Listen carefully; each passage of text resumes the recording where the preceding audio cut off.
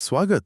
वो एक टाइम आता है ना लाइफ में, हम्म। स्कूल खत्म और सामने मतलब 1000 रास्ते, समझ नहीं आता कहाँ जाएं। बहुत कंफ्यूजन होता है। बिल्कुल बिल्कुल, 12वीं के बाद का टाइम ये एक बड़ा डिसीजन पॉइंट है। हाँ, तो आज हम इसी पर बात करेंगे। कोशिश करेंगे कि ये जो 4 मेन रास्ते दिखते हैं, इंजीनियरिंग, मेडिकल, कॉमर्स और आर्ट्स, इनको थोड़ा समझें, क्या है इनमें। हाँ, और ये भी कि किसके लिए कौन सा रास्ता शायद ज्यादा सही हो सकता है।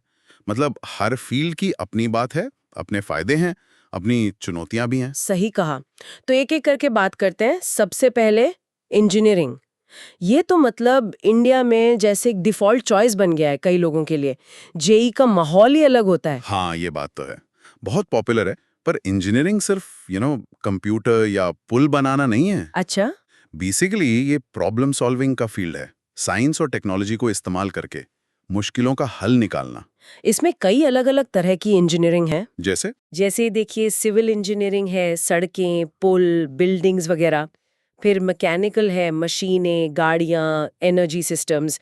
कंप्यूटर साइंस तो सब जानते ही हैं, सॉफ्टवेयर, एआई, डेटा साइंस। हम्म। इलेक्ट्रिकल और इलेक्ट्रॉनिक्स है, बिजली, गैजेट्स। केमिकल इंजीनियरिंग भी है। तो ऑप्शंस बहुत है। ओके, तो इसके लिए क्या करना पड़ता है? मतलब एलिजिबिलिटी और फिर नौकरी वगैरह का क्या सीन है? देखिए, 10+2 में तो फिजिक्स, केमिस्ट्री, मैथ्स यानी पीसीएम चाहिए होता है। फिर जेई मेन, एडवांस जैसे एंट्रेंस एग्जाम क्लियर करने होते हैं अच्छे कॉलेज के लिए। बीटेक या बीई की डिग्री मिलती है। और जॉब्स? जॉब्स काफ़ी हैं। सॉफ्टवेयर इंजीनियर, सिविल इंजीनियर, आजकल डेटा साइंटिस्ट की बहुत डिमांड है। TCS, Infosys, LNT, Tata motors जैसी बड़ी कंपनियां हायर करती हैं। सैलरी शुरुआती तौर पे? शुरुआती तौर पे मान के चलिए 3 से 10 लाख सालाना के बीच। ये डिपेंड करता है कॉलेज, कंपनी और आपकी स्किल्स पर। इसमें मुश्किलें क्या आती हैं? मतलब चैलेंज क्या है? एक तो कंपटीशन बहुत है, एडमिशन से लेकर जॉब तक।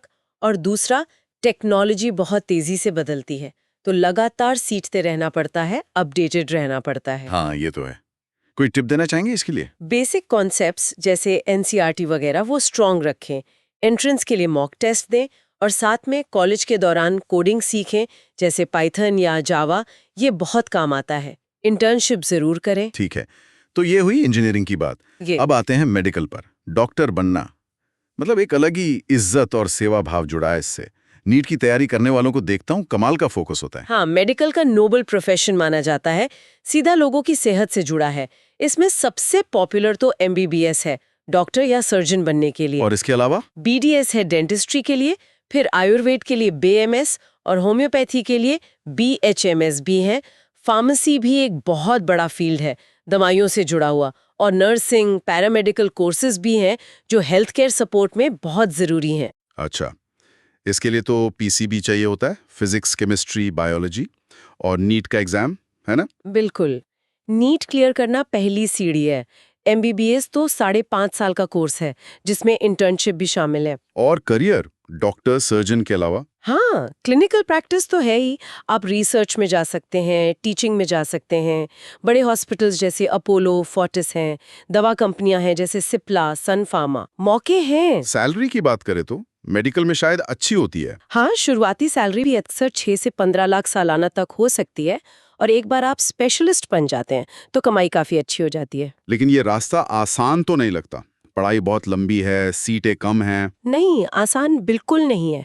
बहुत मेहनत और पेशेंस चाहिए। नीट में बायोलॉजी का वेटेज करीब 50% होता है, तो उस पर खास ध्यान देना होता है।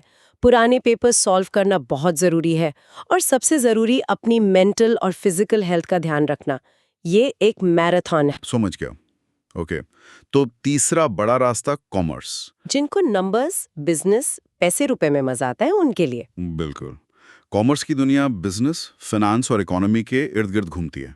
इसमें भी कई स्पेशलाइजेशंस हैं। जैसे कि अकाउंटिंग और फाइनेंस में जा सकते हैं, जिसके लिए सीए चार्टर्ड अकाउंटेंट या CMA cost and management accountant जैसे प्रोफेशनल कोर्स हैं। बैंकिंग और इंश्योरेंस का सेक्टर हमेशा खुला रहता है। हाँ, ये तो एवरग्रीन है। फिर बिजनेस मैनेजमेंट है, बीबीए करके एमबीए कर सकते हैं। मार्केटिंग, एचआर में जा सकते हैं। और एक और ऑप्शन है कंपनी सेक्रेटरी का, जो कॉर्पोरेट लॉ और गवर्नेंस से जुड़ा है। इसके लिए क्या चाहिए? क्या सिर्फ कॉमर्स वाले ही जा सकते हैं? ज्यादातर स्टूडेंट्स 12+2 कॉमर्स से होते हैं, लेकिन बीकॉम या बीबीए जैसे कोर्सेज में आर्ट्स या साइंस वाले भी आ सकते हैं। हाँ, सीए और सीएस जैसे प्रोफेशनल कोर्सेज के लिए अपना एक अलग एंट्रेंस और पूरा प्रोसेस होता है। और करियर ऑप्शंस, जॉब्स कहाँ मिलती हैं? Chartered accountant, financial analyst, investment banker, bank manager, बहुत रोल्स हैं। बैंक जैसे एसबीआई, एचडीएफसी, आईसीआईसीआई। बड़ी अकाउंटिंग फर्म्स हैं डिलॉयट, पीडब्ल्यूसी, ईवाई, केपीएमजी। और कमाई, सीए वगैरह में तो सुना है काफी अच्छा पैकेज होता है। हाँ, अगर आप बीकॉम या बीबीए के बाद जॉब शुरू करते हैं तो शायद 3 से 8 लाख सालाना मिले, लेकिन सीए, सीएस या अच्छा एमबीए करने के बाद 10-20 लाख या उससे भी ज्यादा का पैकेज मिलना काफी कॉमन है। लेकिन ये सीए, सीएस के एग्जाम बहुत मुश्किल होते हैं, ऐसा सुना है। हाँ, ये सच है। पासिंग परसेंटेज कम रहता है, कई अटेम्प्ट्स लग जाते हैं, मेहनत बहुत करनी पड़ती है और फाइनेंस की दुनिया में नियम बदलते रहते हैं, तो हमेशा अपडेट रहना जरूरी है। कोई टिप कॉमर्स वालों के लिए? अपने बेसिक्स, खासकर अकाउंट्स और इकोनॉमिक्स बहुत स्ट्रांग रखें। प्रैक्टिकल एक्सपीरियंस के लिए इंटर्नशिप करें, टैली जैसे अकाउंटिंग सॉफ्टवेयर सीखें और नेटवर्किंग बहुत इंपॉर्टेंट है इस फील्ड में। ठीक है, और अब आते हैं चौथे बड़े ऑप्शन पर, आर्ट्स या ह्यूमैनिटीज।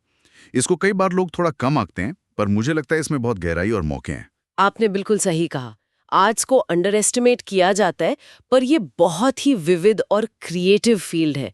ये सिर्फ ड्राइंग या म्यूजिक नहीं है। हाँ, वही तो।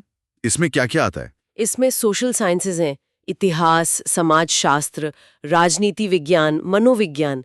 ये आपको समाज और इंसान को समझने में मदद करते हैं।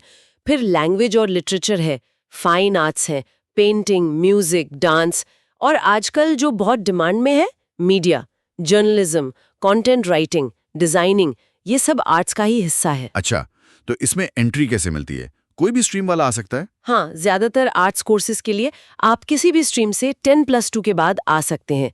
BA, bachelor of arts, BFA, bachelor of fine arts, journalism के लिए बीजेएमसी जैसे डिग्री कोर्सेज होते हैं। और करियर क्या बनते हैं आर्ट्स पढ़कर? बहुत कुछ। टीचर बन सकते हैं, जर्नलिस्ट, राइटर, एडिटर, ट्रांसलेटर बन सकते हैं, social worker, psychologist, designer, graphic, fashion, interior, researcher, मौके, शिक्षा, मीडिया, पब्लिशिंग, एनजीओज, एडवर्टाइजिंग, सरकार, कई जगह हैं। सैलरी का क्या रहता है इसमें? वो जो एक धारणा है कि आर्ट्स में पैसा कम है। देखिए, शुरुआती सैलरी शायद इंजीनियरिंग या सीए जितनी ना हो, मान लीजिए 2 से 6 लाख सालाना, लेकिन ये फील्ड स्किल बेस्ड बहुत है। अगर आप अपनी फील्ड में अच्छे हैं, क्रिएटिव है, कम्युनिकेशन स्किल्स अच्छी हैं, तो ग्रोथ बहुत अच्छी हो सकती है। कई लोग फ्रीलांसिंग से भी बहुत अच्छा कमाते हैं। तो क्या चुनौतियां हैं इसमें? एक तो यही धारणा कि इसमें स्कोप कम है, जिससे कई बार स्टूडेंट्स खुद ही हतोत्साहित हो जाते हैं। दूसरा, कुछ क्रिएटिव फील्ड्स में कंपटीशन ज्यादा है और अपनी पहचान बनाना पड़ता है। आर्ट्स वालों के लिए कोई खास सलाह? अपनी स्किल्स पर काम करें, राइटिंग, कम्युनिकेशन, प्रेजेंटेशन। जिसकी फील्ड में जाना है उससे जुड़े डिजिटल टूल सीखें, जैसे डिजाइन के लिए सॉफ्टवेयर या राइटिंग के लिए एसईओ। अपना काम दिखाएं, मतलब पोर्टफोलियो बनाएं। इंटर्नशिप या फ्रीलांसिंग से प्रैक्टिकल अनुभव लें। तो हमने चारों ही फील्ड्स को थोड़ा थोड़ा समझा। इंजीनियरिंग, टेक्नोलॉजी और प्रॉब्लम सॉल्विंग, मेडिकल सेवा और साइंस, कॉमर्स, बिजनेस और फाइनेंस, और आर्ट्स, क्रिएटिविटी, समाज और एक्सप्रेशन। बिल्कुल, हर रास्ते की अपनी खूबसूरती है, अपनी मंजिल है। कोई एक रास्ता सबके लिए बेस्ट नहीं हो सकता। तो फिर फैसला कैसे लें? सबसे जरूरी क्या है? सबसे जरूरी है सेल्फ अवेयरनेस, खुद को जानना। आपकी रुचि किस चीज में है? आप क्या काम घंटों तक बिना बोर हुए कर सकते हैं? क्या आपकी ताकत है? क्या आप लॉजिक में अच्छे हैं, या लोगों से बात करने में, या कुछ नया सोचने में? हाँ, ये जानना तो बहुत जरूरी है। बिल्कुल, अपनी रुचि और अपनी स्किल्स को समझें। फिर देखें कि बाजार में क्या चल रहा है, किस तरह की जॉब्स की डिमांड है।